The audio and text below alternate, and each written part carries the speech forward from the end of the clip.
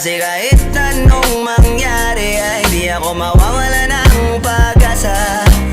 Ayaw kitang pilitin kung di ka pa handa. Sa susunod na lang, sa susunod na lang.